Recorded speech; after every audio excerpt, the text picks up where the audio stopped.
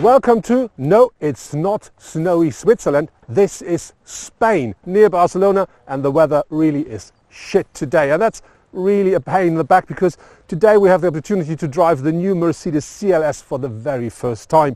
This car was introduced by Mercedes 2004 for the first time. This now is the third model, and since the first they sold more than 375,000 units worldwide.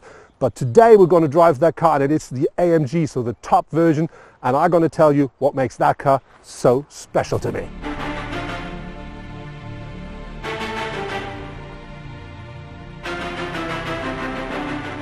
Because of these bad weather conditions, I have to be honest with you, I have absolutely no interest in running around the car explaining you the exterior design, but we were lucky because we did something in advantage with Gordon Wagoner, so the chief designer of Mercedes-Benz, and I think he can tell you about that car a lot better than I can. That car is the first true designer's car. The first generation was the first time when designers were allowed to actually do a car looking like a design sketch, with a very small greenhouse, low roof of course, nice flowing silhouette, high belt line, big wheels pushed into the body, and that concept was so successful that of course now we are seeing four-door coupes all over the place from all manufacturers in all different classes, but still CLS is the true original. And so we kept this responsibility, and we kept the DNA of the first CLS, which is basically about this super extreme flowy silhouette, and we just clean it up. If we like it, we take a line off. If we still like it, we take another line off. And as you see, there's no line left, which is the next level in our design philosophy of sensual purity. And basically what we do is we sculpture the whole thing with light and shadow with this nice bone line is what we call it. To do that, to reduce the lines, it's very crucial to have great proportions, because proportion is everything in design. And this car has a typical Mercedes proportion, very sporty, very long dash to axle here from the first cut line to the wheel. That means the car has a long hood, has this extreme fast windshield flowing into that enormous hood and down to that upright negative tilting grille, what we call the shark nose, like a shark, negative, even more aggressive. Shark is a good example. We call that our predator face, as it is so aggressive and progressive with this triangular headlamps with the day running light signature here, making that car very aggressive and make it a predator on the street.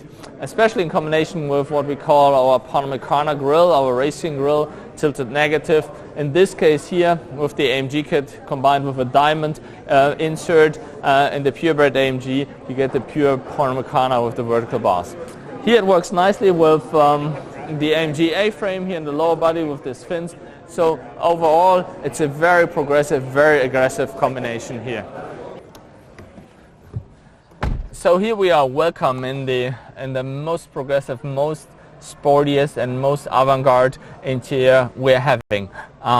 With that black in contrast to the pearl white on the exterior, we're having that pure black interior here with this open black wood wrapping around. This interior is like a glove. It's a very sporty thing with this driver-oriented cockpit, with this racing steering wheel here, with the flat section on the bottom, very tight with all the functions here onto the steering wheel. And in fact, as a tribute to the ES now, we're having the cruise control on the steering wheel, so you can easily manage all distance pilot functions here right from the steering wheel. Of course, you have shift pedals, but you also have touch pads here, one for the left side and the other one for the right side here, for the right screen. Let me boot that up. And so you can operate these screens here directly while driving. The screen is bonded in 2 times 12-inch displays, and it has that sharp corner here on the side. And in contrast to this new digital wall, to the new operating system which runs onto that that screens the latest at Mercedes. We're having something we call hyper analog. It's like a chrono watch, and it fulfills basically mechanical demands, and it's kind of more sustainable luxury, and we call that our jet exhaust vents. And they're basically like from a jet fighter, and in fact they turn red when they heat and they turn blue when they cool down. So that's a very cool feature in that avant-gardistic interior.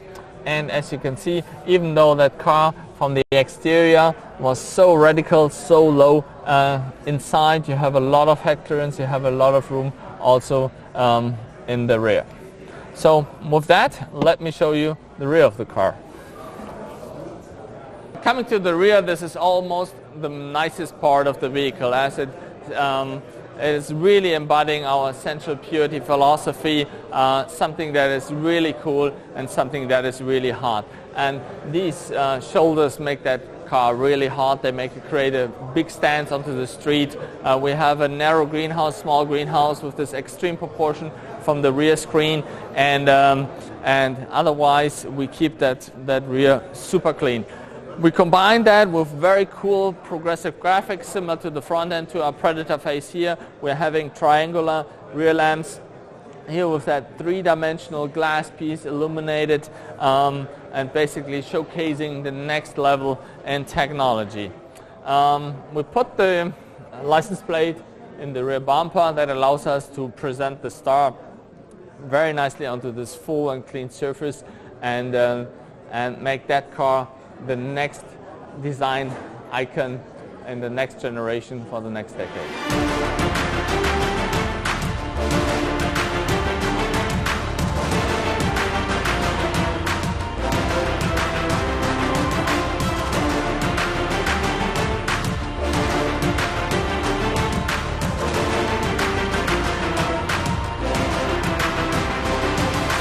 The interior of our Mercedes CLS AMG is, of course, absolutely nice and beautiful. What I really like with the interior, beside these two big screens here at the front with a glass panel on top, is on one hand you can really configure them the way you want, and they give you loads of very nice information. And another thing is the seats are absolutely great. They give great support. You sit really deeply in the car, which I really like. And on the other hand, they're really very comfortable. Very important is, if you're a tall person, you have to take a seat in the car with this glass roof mounted, because that really reduces the height here inside of the car about, I would say, 2 to 3 centimeters. So that gives me, for instance, not enough space to really sit upright the way I want. But just try it out and maybe it works for you. And another thing which I do not like so much is, because of the shape of the car, we do have this big A-pillar here, and that is combined with the rear view mirror mounted all outside on the door. And that gives me, when I drive left curves or left turns, a black spot here, which I don't like a lot. But maybe if you're a bit smaller, you have a different seating position, that maybe completely changes. But if you want to buy the car, and if you're a tall person, you have to try that out first. But the rest of the car, I really have to say, craftsmanship, materials, everything the way a Mercedes should be.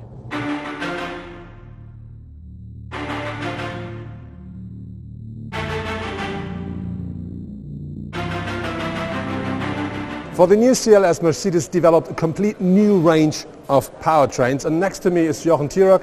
Jochen knows a lot more about the engine than I do. Jochen, what will come first with the CLS? Okay, first in the CLS we will see the brand new diesel 3-liter 6-cylinder engine with 286 horsepower in one configuration and 340 horsepower in the second configuration. How about petrol? That's a diesel. Yeah. That's a diesel, and we have petrol engines, a 4-cylinder and a 6-cylinder, brand new in our basket as well. So what about the 4-cylinder? There is something brand new and a lot of technology. Can we have a closer look? Yeah. Let's go.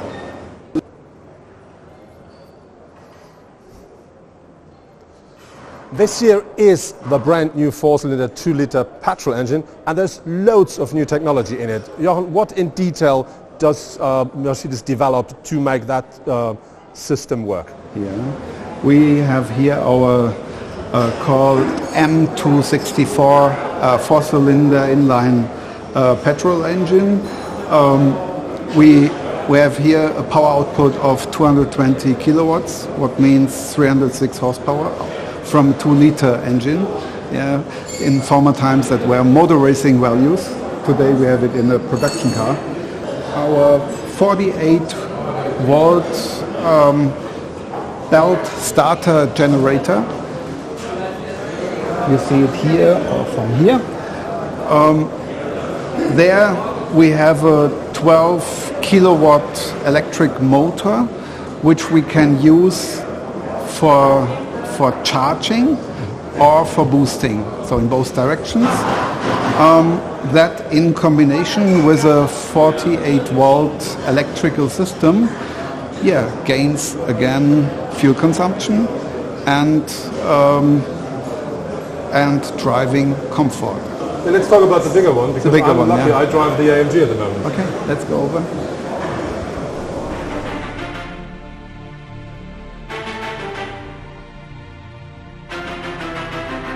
Now we're here at the heart of the new AMG 53 model range, and I've just a question. This looks like loads of technology. What makes this new six-cylinder so special? It doesn't only look like, it has a lot of technology. I tell you some. Here we have the 16 kilowatt integrated starter generator. What means we have no belt drive in between, so it's directly bolted onto inside the bell housing onto the crankshaft. With the advantage with direct drive onto the drivetrain without any belt in between, and it has 16 kilowatt power instead of 12 kilowatt as a four-cylinder. So the next one, we have here a twin-scroll turbo system as well, but in addition we have an electrical booster where when you normally have your turbo lag in lower RPMs, the booster boosts and you have full turbo power output in low RPM without any lag anymore. So that contains the booster and it needs a 48 volt electrical system. One special here, we have no belt anymore. You don't see any belt. It's a beltless engine. So you have the air condition system with a 48 volt motor, and as well the water pump is 48 volt electric driven, what means you drive these units only when you need it and not when the engine is running. Yeah. Great. So that's a lot of technology to give the car the extra kick, but very important for all of you who love 8-cylinder engines. There will be for sure an 8-cylinder version for the AMG as well quite soon.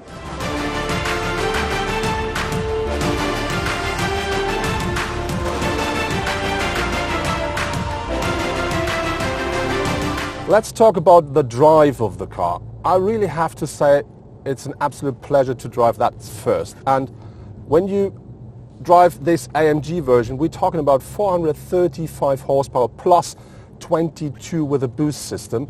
And that really gives you a lot of power you can play with. On top of this, we do have different drive modes as we know from the Mercedes models. And if you want to drive easily and just have a nice day on the road, you can drive that car very smoothly. But if you change into Sport or Sport Plus, that really changes a lot. So the car really gets a beast, but still a Mercedes.